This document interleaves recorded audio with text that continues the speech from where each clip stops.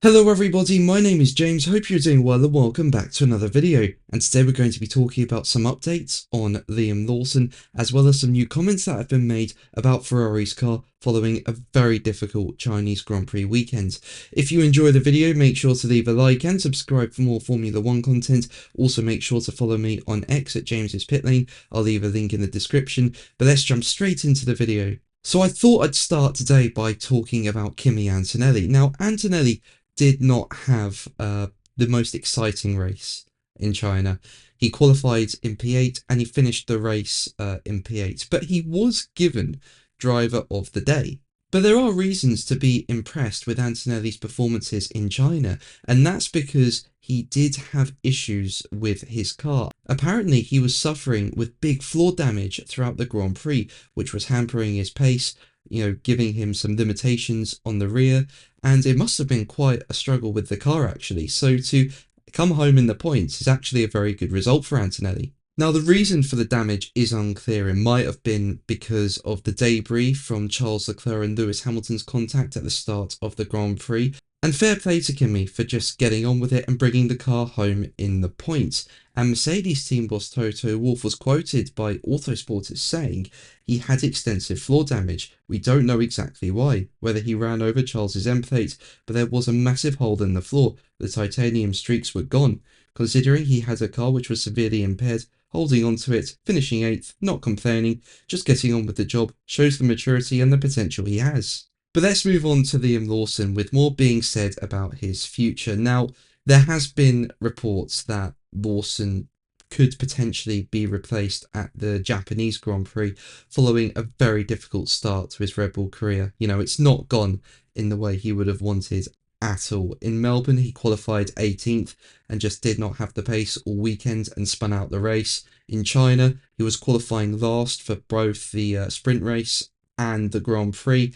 And in the sprint race, he just did not have much pace. And in the main race, he only finished 15th, but ended up in 12th due to cars in front of him being disqualified. Now, it seemed Liam Lawson was quite slow in China because he just couldn't get the tyres in the operating window, especially in qualifying. So the team decided after qualifying to take his car out of Parc Fermé, make changes to try and help him in the Grand Prix. But yeah, as I say, it didn't really work, and now Sky F1 are saying that Red Bull are seriously considering swapping Liam Lawson and Yuki Tsunoda for the Japanese Grand Prix. As we know, Tsunoda drives for the Red Bull Junior team, Racing Bulls, has had a really good start to the 2025 season. He's been driving really well and could potentially take the seat from Lawson. And Red Bull team boss Christian Horner has notably opted not to dismiss reports of this as false, with him being quoted by Sky F1 as saying, "There's always going to be speculation in the paddock. As I say,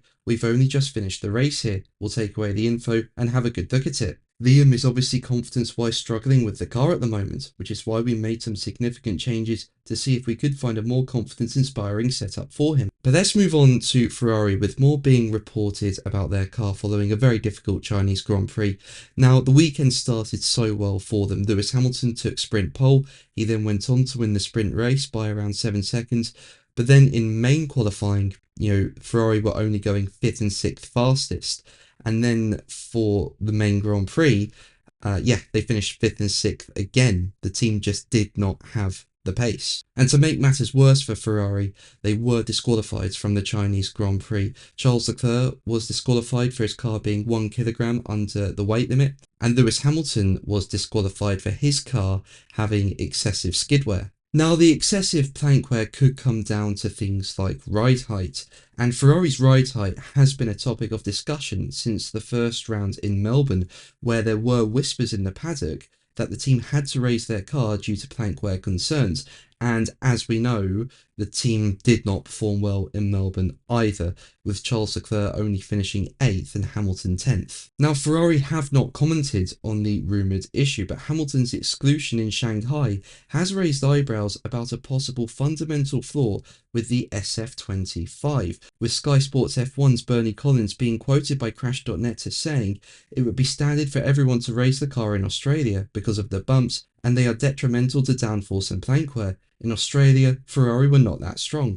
Some of it was down to strategy, but the performance in qualifying was not that strong, so maybe they have a car that's very sensitive to ride height in terms of aero performance. All of these cars are, because they're all ground effect cars, but maybe it's more sensitive than others. I would be surprised that the sprint in China was not a good enough indication that you would be illegal on plankware.